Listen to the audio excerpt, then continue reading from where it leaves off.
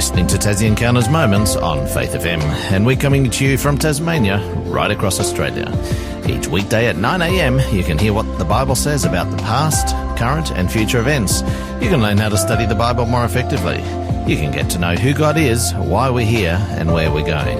And you can experience personal encounters with Jesus. I'm your host, Jason Cook, and this week we have David Maxwell joining us from Launceston. Welcome, David. Good to be back, Jason. It's good to hear you again. Yeah, it's good to have you here. It's been a little while, so good to have you back on Tassie Encounters. David, I think last time you looked at the topic of marriage and how to cope with conflict, and there's some really good stuff in there. I remember particularly certain points that you made in that program, I remember. So must have been some good things that I needed to learn. So, but this week you've titled this "Out of Egypt."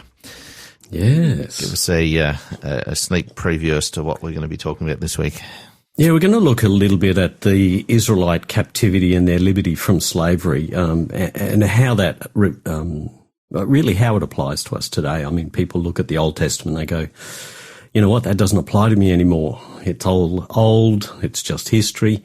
But there's actually a lot we can learn. And earlier this year, I was over in the Middle East area, Egypt, Turkey, a whole bunch of places, 8 countries, 5 weeks. And I want to share a little bit of some things that I experienced there in Egypt. So sit back and keep connected and have a listen to what we have to say today. Awesome. I do remind you that you can listen online using faithfm.com.au, and if you miss out on one of our websites, you can go back and catch up as well. So do encourage you to do that. And our show number on Tassie Encounters is 0488 880 891. So text us in. We've got a free book offer coming up as well. Text us in, share us your thoughts. We'd love to hear from you. So David, out of Egypt. Yes, out of Egypt. Very interesting. You know, the story that I want to share to start with, I don't know if any of you have heard of The Prince of Egypt. It was a movie that was done quite some time ago. Animated movie, is it? Animated movie, that's the one. And in that movie, it suggested that Moses was in line for the throne. I'm not really sure if that was going to happen. Given the stipulations around the pharaonic dynasties, there was a lot of requirements for someone to be a pharaoh. But there are some 680 references in the Bible to Egypt. And you'll either find it in the phrase Egypt, the word Egypt, or the word Mizraim. So Mizraim in Hebrew means Egypt. Right. Which is very interesting. It sounds like miserable. Well, yeah, I guess a little bit, but probably wasn't the best time they had. No, the first reference to Egypt or Mizraim is in Genesis 10, and it's in Ham's descendants. Okay, so that's interesting because of some things that Ham did, his genealogy was cursed, if you want to use that word. And they were meant to serve the Israelites, so Shem's descendants. Okay. And it's interesting how that's mixed up the other way for a little while, but in the end, Egypt does serve the Israelites. So it shouldn't surprise us that if there's that many references to Egypt in the Bible, that there should be something found in the archaeological record that actually helps to support the stories there, wouldn't you think?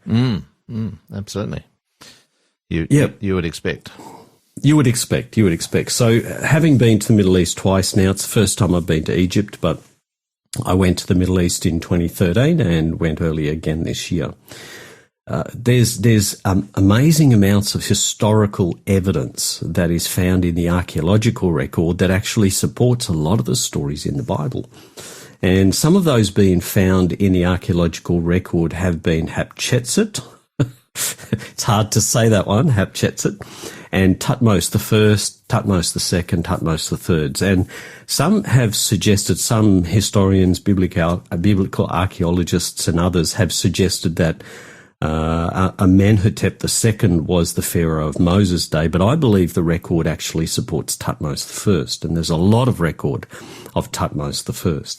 So as we researched it, it appeared that Hatshepsut would have been the one who took Moses out of the river. So what happened was his life was threatened by the pharaoh at the time, Thutmose I.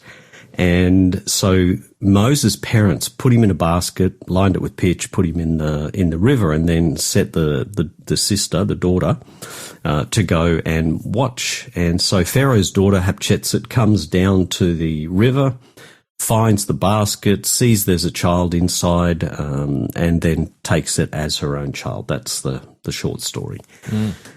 So Hatshepsut's temple is one of the most well-known and photographed temples in the Valley of the Kings. It's even got androsphinxes guarding it. It's got faces that look like a feminine face on these sphinx. So the sphinx with a person, a human's head and a lion's body. And it would seem that after her father dies around about the time of the Exodus, 1450 BC, she takes up the throne, but she only rules for about 2 years. And then her brother, Thutmose II, takes up the throne, and it would appear he tries to remove every record of her rule because he believes that she was illegitimate, right? Because she's a woman, and he's the man. Rewriting history. He's rewriting history, and there's this evidence right through Egypt there, around Cairo, of the defacing of Hatshepsut's history. And it appears that Thutmose II, her brother, was trying to remove her from history. Didn't do a very good job, though. So you see statues to Ramesses II, they've also been found. And the Bible also mentions that the Israelites built the city of Ramesses. Now, the statues are Ramses. I mispronounced that, but the city is Ramesses. And it appears they built that during the 18th dynasty. And it would appear, though, that they built the cities that Ramses, that's the pharaoh, it's confusing, they're very similar pronunciations, and Ramses later occupies these cities of Ramesses. Okay, so he rules after the Exodus in the 19th dynasty. So they find all these statues. There's this huge statue that's about 15 meters tall. It's huge, and it's lying down. Okay, so the legs are broken. It's lying down, probably being broken by other cultures that came after Pharaoh. But nevertheless, 18th dynasty is the time of the Israelites. So the statues of Ramses II, they refer to the following dynasties. Okay. So just the head of this statue dwarfs the people in a display, and there's a cartouche or a name badge inscription on the statue, and they know it's Ramses II. So there's also temples. A lot of temples have been uncovered, and some of these are mentioned in the Bible. Some of the places are mentioned in the Bible. One of those is the temple in Memphis. Now, Memphis is mentioned by Paul in Hebrews, or it's mentioned as Noph, N-O-P-H, by Isaiah, Jeremiah, Ezekiel. So very interesting that these places that have been uncovered in archaeology are mentioned in the Bible. So there's evidence there that, this is not an isolated book. It's not an isolated record. It's actually interwoven with our real history that's being found and discovered over the last century or so. I've heard people say that there's not a lot of evidence for the Israelites being in Egypt and exiting Egypt and what have you, but what you're saying is that there is actually evidence there. Yeah.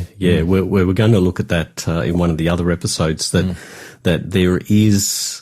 actually, I'll mention something now. On the back of one of the temples, on the temple wall, so you go through the temple and go out to the back wall, there's these inscriptions mentioning and showing the Hebrew slaves. So it shows them as slaves. They have a very specific haircut that shows they're Israelites or Hebrews, and it shows there's captives.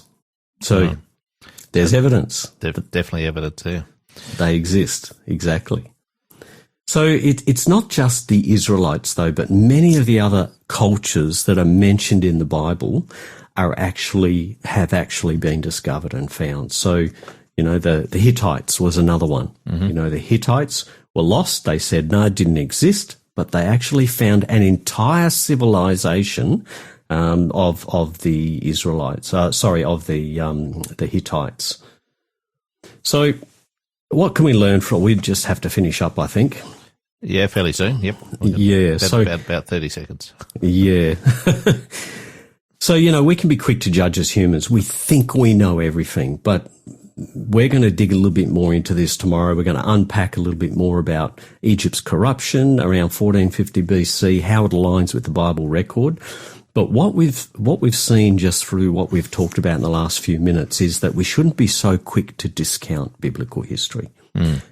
So don't you want to have something that's true and a solid foundation to base your life on? If so, stay tuned this week, keep listening, and we'd love to share more.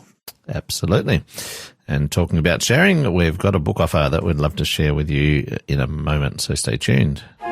This program is made possible by the support of Adventist World Radio. Our book this week is called At Jesus' Feet. The code is TEM44, so TEM44, write that down, or text it into 0488 880 891. And this is the Gospel according to Mary Magdalene by Doug Batchelor. Someone to love me, that's all she wanted, all anyone really wants. We are all addicts, sinaholics, says Doug Batchelor, trying to fill with various addictions a gaping void in our hearts designed for God. Take Mary Magdalene. She was a prosperous prostitute, but her life was one sad, sordid story until she met someone who loved her with a pure, unconditional love. After that, the shame of her past was eclipsed by her absolute devotion to the one who set her free. So TEM44, that's our book offer today, At Jesus' Feet. Text it in to 0488 880 891. As we go out today, this is Ancient Words with Keith Lancaster and the A Cappella Company. Holy words long preserved for our walk in this world, they resound with God's own heart. Oh, let the ancient words impart, words of life, words of hope, give us strength, help us grow in this world. Ancient